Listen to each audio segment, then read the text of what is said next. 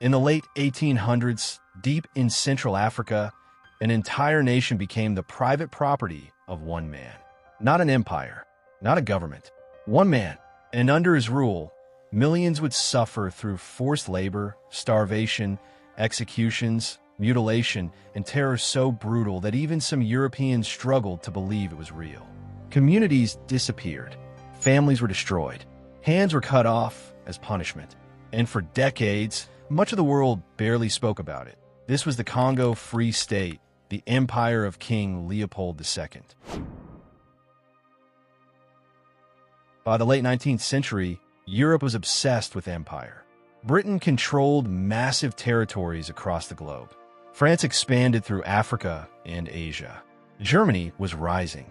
Even smaller European powers wanted colonies. But Belgium was different.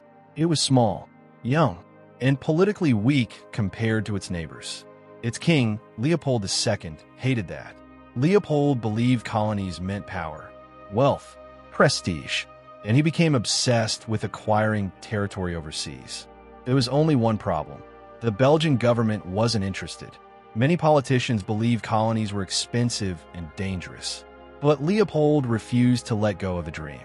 So instead of building a colony for Belgium, he decided to build one for himself.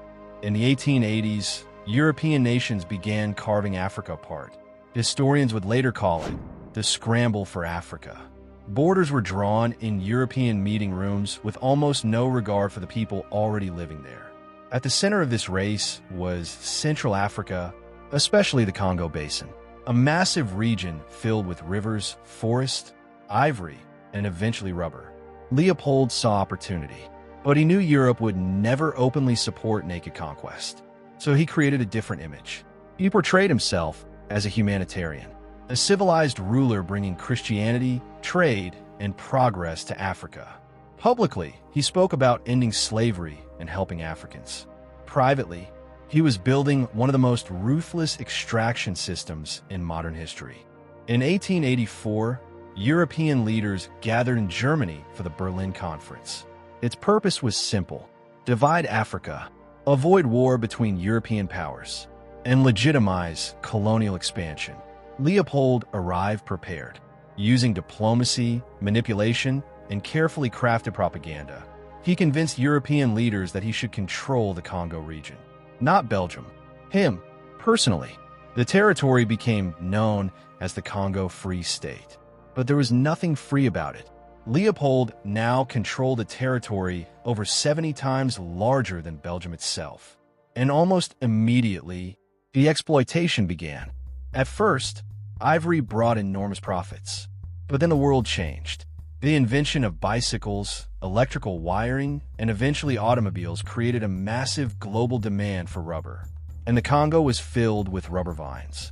To Leopold, this was a gold mine. To the Congolese people, it became a nightmare. Villages were ordered to meet impossible rubber quotas. Men were forced deep into forests for days or weeks at a time. If quotas weren't met, punishments followed. Hostages were taken, women imprisoned, children starved, entire villages beaten or burned.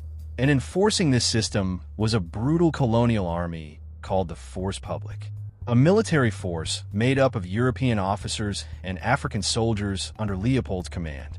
Their mission was simple: extract rubber, by any means necessary. Soon, horrifying reports began spreading across the Congo. Reports of mutilation, executions, and severed hands. According to multiple historical accounts, soldiers were required to justify ammunition use. To prove bullets hadn't been wasted, hands were sometimes taken from victims. Over time, severed hands became symbols of terror throughout the Congo Free State. Some victims were killed, others survived. Entire communities lived in fear. And while debates continue among historians over the exact scale and circumstances surrounding these acts, the evidence of widespread brutality is undeniable. Photographs taken during the period shocked even many Europeans who saw them. But for the people living through it, this wasn't shocking. It was daily life. As rubber profits exploded, so did the violence. Villages unable to meet quotas were destroyed. Food supplies collapsed. Famine spread. Disease spread. People fled into forests trying to escape forced labor raids. Some never returned. Historians still debate the total death toll during Leopold's rule, but many estimates suggest millions of Congolese people died from violence, starvation, disease, exhaustion, and societal collapse during this period.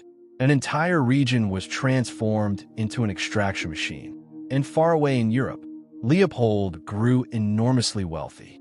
Lavish buildings rose in Belgium. Monuments were constructed. Royal projects expanded, much of it funded by Congo's suffering. But despite the terror, the truth was beginning to leak out. By the early 1900s, missionaries, journalists, and activists began documenting what was happening in the Congo. One of the most important voices was E.D. Morel, a British journalist who noticed something strange while examining shipping records connected to the Congo. Ships arriving in Africa carried weapons and ammunition. Ships returning to Europe carried rubber and ivory. But there was almost no evidence of fair trade. To Morel, this could only mean one thing: forced labor. Around the same time, Irish diplomat Roger Casement traveled through the Congo, gathering eyewitness testimony. His report described beatings, hostage-taking, executions, and widespread abuse. International outrage slowly began to grow. Newspapers started covering the atrocities. Activists organized campaigns. Photographs circulated across Europe and America. For perhaps the first time in modern history, a global human rights movement began forming around crimes happening in another part of the world. And suddenly, Leopold's carefully crafted image started collapsing. Pressure mounted against Leopold. Critics accused him of building a system of terror disguised as civilization.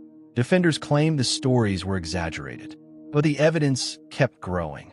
Eventually, the scandal became too large to contain. In 1908, the Belgian government took control of the Congo from Leopold. The Congo Free State officially ended. But for millions, the damage had already been done. Entire generations had been devastated, communities destroyed, cultures shattered. And although colonial rule continued under Belgium, Leopold's personal empire was over. He died the following year, rich, powerful, and still defended by some in Europe. For decades afterward, much of Europe rarely discussed what happened in the Congo. In Belgium, Leopold was often remembered as a builder king, a modernizer, a national figure. Monuments stood in his honor. Meanwhile, the atrocities in the Congo faded from public memory, partially forgotten, partially ignored, and partially buried beneath colonial narratives that portrayed empire as progress. Only much later would broader public conversations begin re-examining the truth behind Leopold's rule. Even today, debates continue over memory, responsibility, and how history chooses which victims are remembered. The Congo Free State was not simply a colonial project. It was a system built on extraction, terror, and silence. A place where unimaginable suffering generated enormous wealth, and where millions of lives were reduced to numbers, quotas, and profit margins. But perhaps the most disturbing part of the story is how long the world allowed it to disappear from memory. Because some empires are not built only through violence. They survive through forgetting.